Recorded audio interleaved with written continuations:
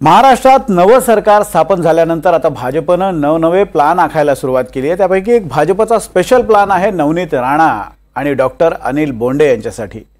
दोघांनाही त्यांच्या कामाचं बक्षीस द्यायचं भाजपनं ठरवलंय। भाजप पक्षश्रेष्ठींनी या दोघांबद्दल नेमकं काय ठरवलंय, काय आहे भाजपचा हा स्पेशल प्लान, आपण पाहूयात। नवनीत नाम सुन के क्या लगा? फ्लावर है? फ्लावर नहीं, फायर है। क्या? फायर।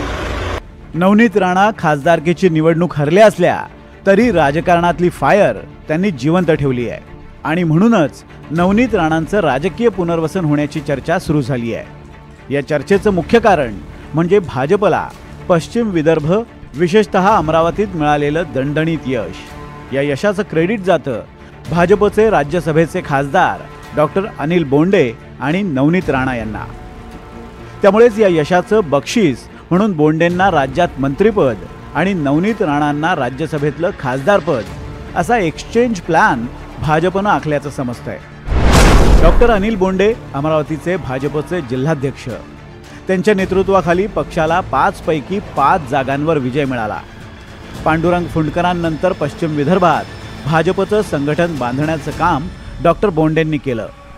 जिल्ह्यात यशोमती ठाकूर, बच्चू कडू आणि वीरेंद्र जगताप या दिग्गजांना पराभूत करून बोंडेंनी आपली ताकद दाखवून दिली आहे। फडणवीसांनी बोंडेंवर दाखवलेला विश्वास त्यांनी या निवडणुकीत सार्थ ठरवलाय। आगामी स्थानिक स्वराज्य संस्थांच्या निवडणुकीत बोंडेंची रणनीती यशस्वी ठरण्याची पक्षाला आशा आहे। स्वच्छ प्रतिमा ही बोंडेंसाठी जमेची बाजू, त्याचबरोबर विरोधकांमधल्या बड्या नेत्यांना अंगावर घेण्याची क्षमताही त्यांच्यात आहे। नुकत्याच झालेल्या विधानसभा निवडणुकीमध्ये अमरावती जिल्ह्यामध्ये 5च्या 5 सीटा बीजेपीच्या डॉक्टर अनिलजी बोंडे जिल्हा अध्यक्ष असल्यामुळे त्यांच्या अथक प्रयत्नाने निवडून आलेले आहे। तरी अमरावती जिल्ह्यामध्ये होणाऱ्या स्थानिक स्वराज्य संस्था व जिल्हा परिषद, नगर परिषद, त्यामुळे सर्व जर अमरावती जिल्हा बीजेपी जर कव्हर करायचा असेल तर डॉक्टर अनिलजी बोंडे हे जिल्ह्याचे पालकमंत्री असावे असे सर्व कार्यकर्त्यांची इच्छा आहे।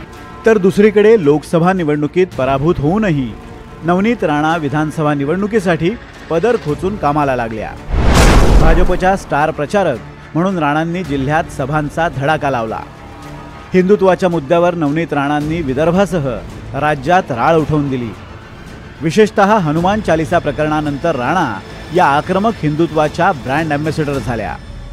यशोमती ठाकूर आणि बच्चू कडू यांना प्रचारात आक्रमकपणे उत्तर देऊन राणांनी भाजपच्या बाजूने जिल्ह्यात वातावरण निर्मिती केली।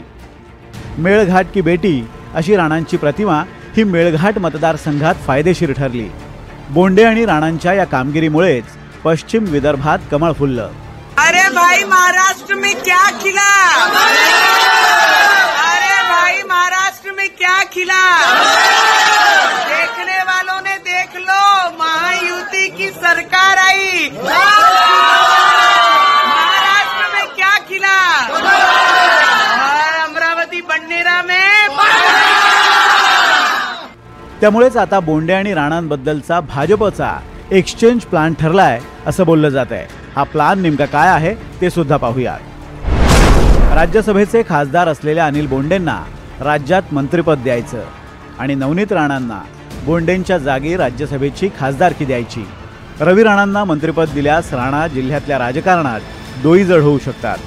त्यामुळे राणांना मंत्रिपद देण्याऐवजी भाजपच्याच नेत्याला मंत्रिपद द्यावं असा मतप्रवाह अमरावती भाजपमध्ये आहे। जिल्ह्यात निवडून आलेल्या आमदारांमध्ये कुणीही ज्येष्ठ आमदार नसल्यानं अनिल बोंडेंनाच मंत्रिपद मिळेल अशीच शक्यता आहे। यापूर्वी फडणवीसांच्या मंत्रिमंडळात बोंडे हे कृषी मंत्री होते, त्यामुळे त्यांना मंत्रिपदाचा पुरेसा अनुभव आहे। तर नवनीत राणांना राज्यसभा खासदारकी दिल्यास रवी राणांचंही समाधान करता येईल। बोंडे आणि नवनीत राणांची केमिस्ट्री सुद्धा चांगली आहे, त्यामुळे दोघांनाही पदं दिल्यानं विदर्भात भाजपला स्थानिक स्वराज्य संस्थांच्या निवडणुकांमध्ये आणखी बळ मिळणार आहे।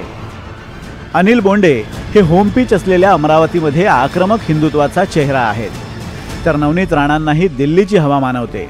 त्यामुळे हा एक्सचेंज प्लान भाजपसाठी फायदेशीर तर आहेच, मात्र या दोघांसाठी सुद्धा फायदेशीर ठरण्याची शक्यता आहे।